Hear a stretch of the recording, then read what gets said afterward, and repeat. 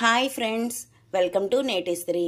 మీ అందరి కోసం ఒక టేస్టీ రెసిపీ బీట్రూట్ సూప్. దీనికి కావాల్సిన పదార్థాలు: బీట్రూట్, టమాటో, క్యారెట్, వెల్లుల్లి, బిర్యానీ ఆకు, బ్లాక్ పెప్పర్ అది మిరియాలు, ఉప్పు, అల్లం పేస్ట్, మీగడ, పసుపు, కొత్తిమీర, మామిడికాయ తురుము. పచ్చి మామిడికాయ తురుము అండి ఇది మామిడికాయ తురుము లేదంటే లెమన్ జ్యూస్ యాడ్ చేసుకోవచ్చు. తయారు చేసుకునే విధానం: ముందుగా కుక్కర్ ఒకటి తీసుకొని దాంట్లో ఒక పెద్ద బీట్రూట్ తీసుకొని ఫస్ట్ బీట్రూట్ వేసుకోవాలి. పీసెస్లా కట్ చేసుకొని ఒక పెద్ద టమాటో, 1 క్యారెట్, తర్వాత మామిడికాయ పేస్ట్ కొంచెం, 1 స్పూను, మిరియాలు తగినన్ని, తర్వాత ఉప్పు కూడా టేస్ట్కి తగినంత ఉప్పు, బిర్యానీ ఆకు, అల్లం. ఇప్పుడు దీన్ని ఇలా కుక్కర్ మూత పెట్టుకొని ఒక 5 విజిల్స్ రావాలి.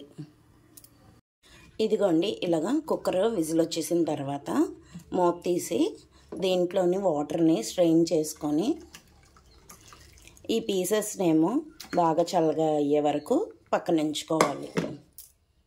ఈ బాగా చల్లగా అయిన తర్వాత దీన్ని స్మూత్ పేస్ట్ లాగా మిక్సీ చేసుకోవాలి.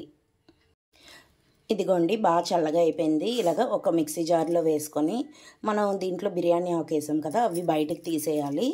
తీసి ఇప్పుడు దీన్ని అంతటినీ కూడా కొంచెం ఇందాక స్ట్రెయిన్ చేసిన వాటర్ వేసుకొని స్మూత్గా మిక్సీ చేసుకోవాలి.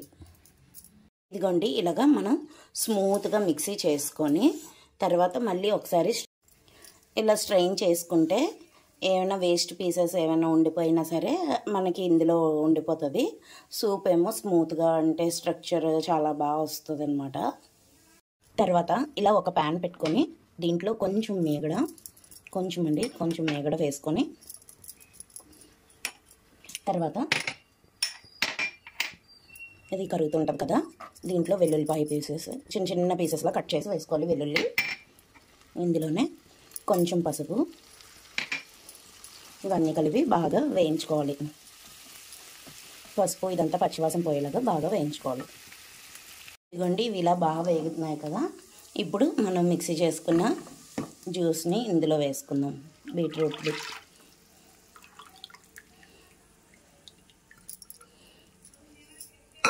ఇప్పుడు ఇదంతా బాగా కలిసేటట్లు కలుపుకొని ఇది బాగా ఉడికించుకోవాలి.